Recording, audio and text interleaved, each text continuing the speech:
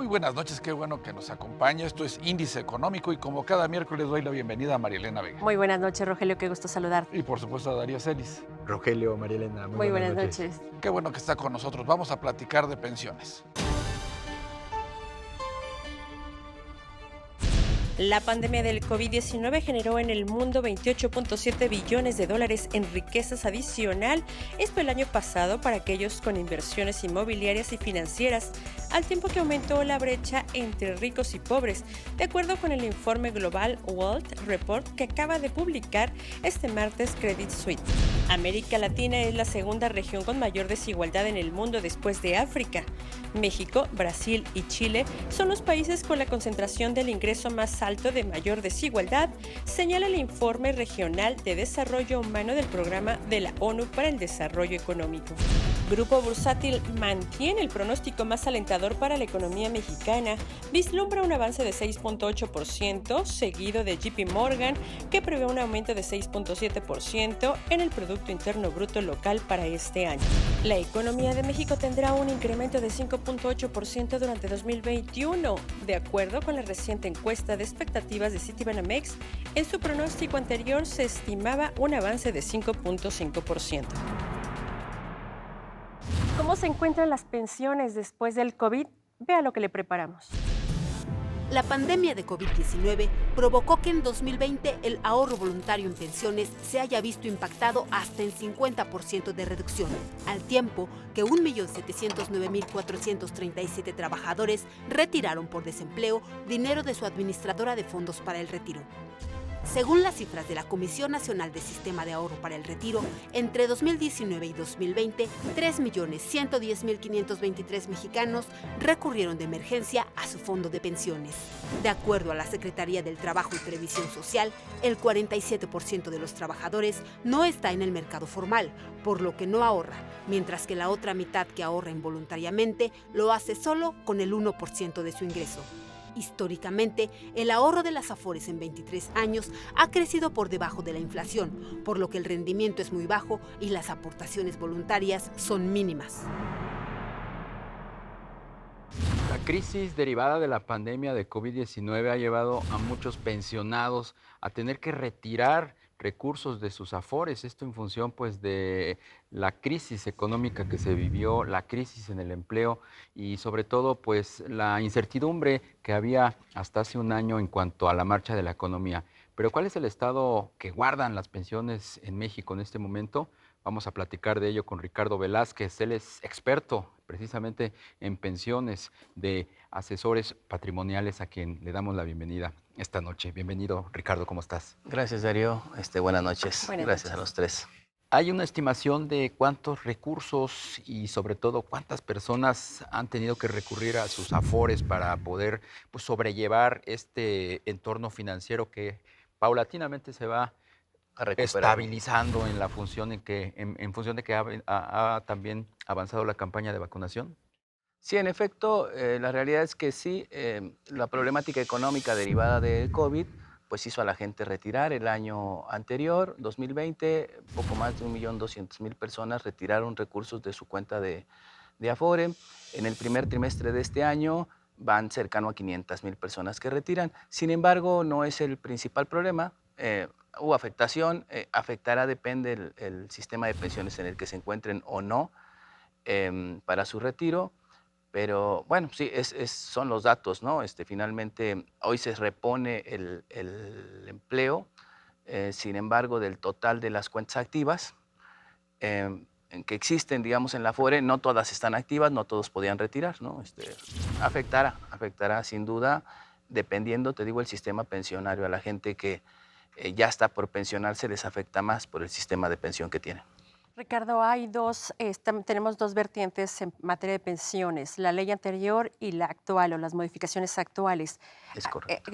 Te referías hace un momento de que ¿quién tiene más afectación en estos momentos?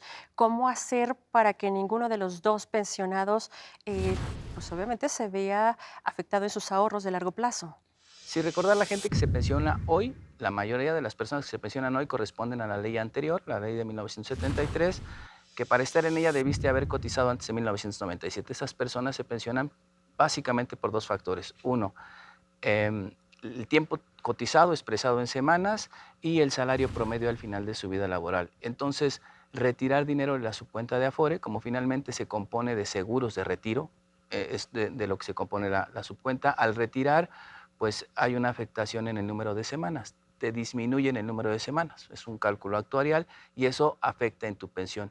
Hay posibilidad de recuperar el recurso, la ley lo contempla, puedes regresar el dinero que te prestaron y recuperar las semanas y en ese momento no afectas tu pensión, porque la pensión se puede ver afectada incluso arriba del 30%. La gente no lo sabe, no sabe que existen maneras de recuperarlo o no puede. Generalmente le decimos a la gente que se informe para pues, que no afecte su pensión de por vida. Y la gente joven, que normalmente es menor de 42 años, pues no les afecta el haber retirado dinero en cuanto a semanas, sin embargo sí les va a afectar respecto al ahorro que van a acumular. Finalmente ellos se pensionan con lo que ahorran. Por supuesto. Ricardo, a partir de este año, pues vamos a tener a los primeros pensionados con la nueva ley. ¿Cómo les va a ir? Pues no muy bien, pensando que es poco el tiempo. Mira, la ley empezó hace 23 años. La ley contemplaba tener cotizadas 1.250 semanas, que son 24 años, por lo tanto nadie podría pensionarse. Algunos sí por pensiones de invalidez o de orfandad, pero en general por retiro nadie podría. La ley contribuyó a que la gente se pudiera pensionar porque redujeron el número de semanas. Va a quedar en 1,000 semanas. Esa ley entró en vigor el 1 de enero de este año.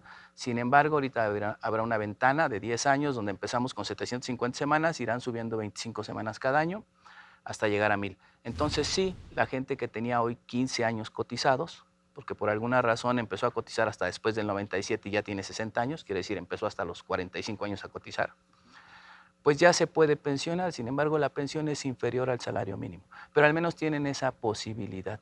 Hasta el primer trimestre del año son 6,200 personas las que se habían pensionado por este sistema, que de otra forma hubieran tenido que esperar 4 o 5 años más, ¿no? Oye, Ricardo, tenemos entonces prácticamente 20 años con este sistema de pensiones privado. ¿Cuál dirías tú que es el balance a la distancia, considerando por los retos, los desafíos que tiene la economía, el crecimiento poblacional, el bono demográfico? El que las pensiones se cambiaran a un sistema de capitalización individual fue bueno, que no dependieran pues, del gobierno, básicamente, que la gente ahorrara. En su momento se planteó bien. Sin embargo, a 23 años de la existencia de este sistema, el balance es malo, por varias razones. Históricamente traemos un promedio del 5% y eso es la inflación o similar. El dinero no crece en la Afore, la gente asume que crece, pero crece más por la aportación del patrón, realmente está perdiendo valor en el tiempo. Entonces, por un lado, el rendimiento es bajo, por el otro, las comisiones han sido muy altas históricamente, y por el otro, las Afores, las administradoras, están obligadas a invertir la mitad de sus recursos en bonos del gobierno federal, CETES, papel moneda, audibonos, y bueno, no hace rentable el rendimiento, ¿no? Si lo voy a usar a largo plazo, tendría que invertirlo en otros instrumentos de inversión, ¿no? Entonces, como concepto, los fondos de inversión son buenos, pero amarrados con las comisiones y la forma de invertir no ha sido tan bueno. Esta reforma, aprobada el año pasado, en efecto viene a contribuir. Digo, no hay reforma perfecta, sin embargo, es bueno, el ahorro va a subir del 6.5% sobre el ingreso al 15%. Evidentemente va a ser mejor que el 6.5%, ¿no?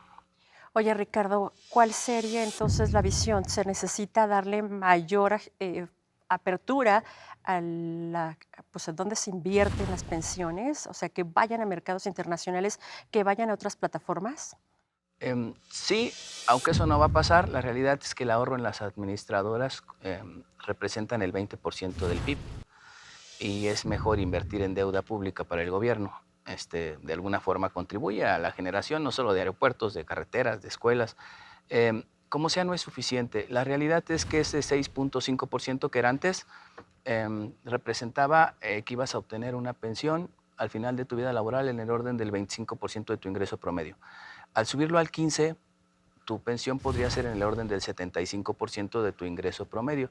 Sin embargo, recordar que después de los 45 años, el ingreso del mexicano disminuye. ¿Por qué? Pues por la pérdida de empleo. Entonces, sería una utopía pensar que sí, con el 15% voy a tener el 75% de mi ingreso porque Y el año pasado también bajó el salario. Exacto, o perdieron los empleos. La gente pierde el empleo después de los 45 y realmente no acumula a lo largo de toda su vida laboral ese porcentaje. El único exhorto aquí es que la gente haga conciencia y ahorre. Ningún gobierno te va a proponer que ahorre. Hemos exhortado al gobierno para que haga campañas de ahorro.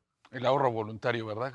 Ahorro voluntario, y mi sugerencia es que sea cualquier otro instrumento de inversión, fondos de inversión, no en las Afores. La aportación del patrón está bien que esté ahí, no tienes opción, de hecho ni la pones tú, pones el 1%, lo demás lo pone el patrón. Ese es otro, creo, error de la nueva ley de pensiones, porque si bien sube del 6.5 al 15, el 100% del cargo es hacia el patrón. Y finalmente eso redundará en un aumento de precios o una disminución de tus salarios, porque el patrón es el único que va a llevar ese cargo del 6.5 al 15%. El trabajador va a seguir pagando el 1%. Claro, de ahí que una recomendación sería que el trabajador busque algunas opciones adicionales de ahorro, ¿verdad? Debemos concientizarlo de que ahorre, aunque no se lo exigiera el gobierno. Bueno, hubiera sido que en la reforma se subiera el 15%, pero a ti te exhortan a ahorrar más, pero no sé si eso políticamente es correcto, que te digan, pues en vez del 1 vas a ahorrar el 3 o el 4, ¿no? Entonces, es una chamba que es política, ¿no? Pero mientras no lo haga el gobierno, que te lo exija, nosotros lo que nos encargamos es de concientizarte que no hay otro camino más que el ahorro, con independencia en qué sistema de ley estés. Ricardo, finalmente decías que históricamente las Afores invierten en activos del gobierno. ¿Dónde pudieran invertir? ¿Cómo pudiera diversificar la inversión un aforado que le generara buenos rendimientos? Bueno, lo ideal es invertir en cualquier instrumento de inversión, en otros países, en índices, no solo en el IPC, que se invierte una parte, en otros mercados, ¿no? En Nasdaq, Standard & Poor's, otros mercados que a través del tiempo han demostrado que crecen en el mediano plazo. No hay camino, las administradoras no te dejan decidir dónde invertir. Entonces, finalmente, no tienes opción, hay 10 administradoras y el dinero que aporta tu patrón se va a alguna de ellas. Aunque escojas una, pues es lo mismo porque las comisiones son lo mismo. Tú tienes que buscar un instrumento de inversión. Sugerimos que sea un fondo de inversión, a largo plazo es lo mejor. Y bueno, estamos para asesorarlos, ¿no? Por supuesto. Pues Ricardo Velázquez, experto en pensiones de asesores patrimoniales, te queremos agradecer mucho que nos hayas acompañado esta noche. Gracias, tus comentarios, Darío. tus sugerencias, tus opiniones sin duda son muy valiosos para quienes están en el contexto de este sistema de ahorro para el retiro. Muchísimas gracias, muy buenas noches. A ustedes. les Gracias. agradezco, Gracias, María. Ricardo. Pues ante la ausencia de un seguro para el desempleo, el ahorro para el retiro fue muy útil en este periodo de crisis sanitaria. Pues 1 millón, poquito más de 1 millón de personas tuvieron que recurrir a este seguro de desempleo, porque así fue como realmente funcionó en medio de esta pandemia. Claro, lo importante es que este tipo de personas, pues por supuesto, recupere ese ahorro, lo vaya haciendo poco a poco con el objetivo de que su pensión de largo plazo no se vea mermada, ¿no? Sí, la posibilidad de tener ahorro voluntario o buscar incluso otras alternativas de inversión que no sean las Afores también puede ser muy útil, sobre todo pensando en la vejez. Claro. Y bueno, pues le queremos agradecer que nos haya acompañado esta noche en Índice Económico. Lo esperamos el próximo miércoles por ADN 40.